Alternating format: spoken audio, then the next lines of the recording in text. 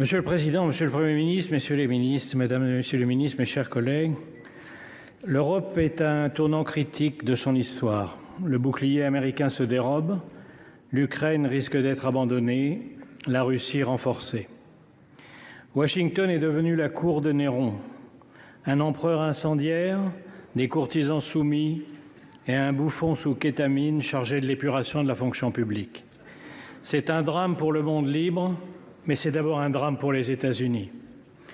Le message de Trump est que rien ne sert d'être son allié puisqu'il ne vous défendra pas, qu'il vous imposera plus de droits de douane qu'à ses ennemis et vous menacera de s'emparer de vos territoires tout en soutenant les dictatures qui vous envahissent. Le roi du deal est en train de montrer ce qu'est l'art du deal à plat ventre. Il pense qu'il va intimider la Chine en se couchant devant Poutine, mais Xi Jinping, devant un tel naufrage, est sans doute en train d'accélérer les préparatifs de l'invasion de Taïwan. Jamais dans l'histoire, un président des États-Unis n'a capitulé devant l'ennemi. Jamais aucun n'a soutenu un agresseur contre un allié. Jamais aucun n'a piétiné la Constitution américaine, pris autant de décrets illégaux, révoqué les juges qui pourraient l'en empêcher, limogé d'un coup l'état-major militaire, affaibli tous les contre-pouvoirs et pris le contrôle des réseaux sociaux. Ce n'est pas une dérive illibérale, c'est un début de confiscation de la démocratie. Rappelons-nous qu'il n'a fallu qu'un mois, 3 semaines et 2 jours pour mettre à bas la République de Weimar et sa Constitution. J'ai confiance dans la solidité de la démocratie américaine et le pays proteste déjà. Mais en un mois, Trump a fait plus de mal à l'Amérique qu'en 4 ans de sa dernière présidence. Nous étions en guerre contre un dictateur, nous nous battons désormais contre un dictateur soutenu par un traître.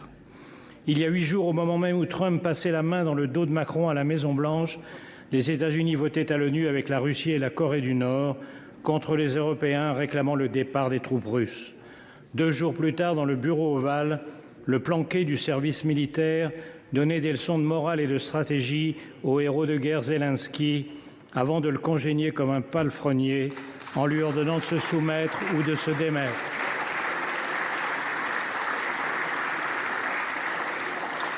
Cette nuit, il a franchi un pas de plus dans l'infamie en stoppant la livraison d'armes pourtant promise. Que faire devant cette trahison? La réponse est simple, faire face. Et d'abord ne pas se tromper. La défaite de l'Ukraine serait la défaite de l'Europe. Les pays baltes, la Géorgie, la Moldavie sont déjà sur la liste. Le but de Poutine est le retour à Yalta où fut cédée la moitié du continent à Staline. Les pays du Sud attendent l'issue du conflit pour décider s'ils doivent continuer à respecter l'Europe ou s'ils sont désormais libres de la piétiner.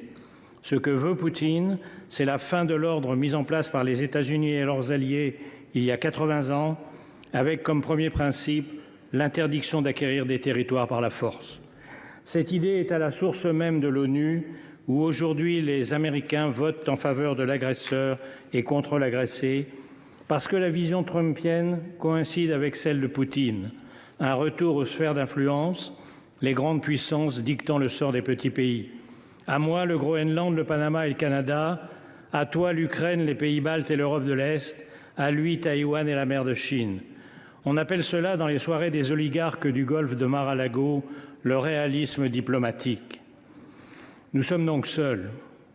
Mais le discours selon lequel on ne peut résister à Poutine est faux. Contrairement à la propagande du Kremlin, la Russie va mal.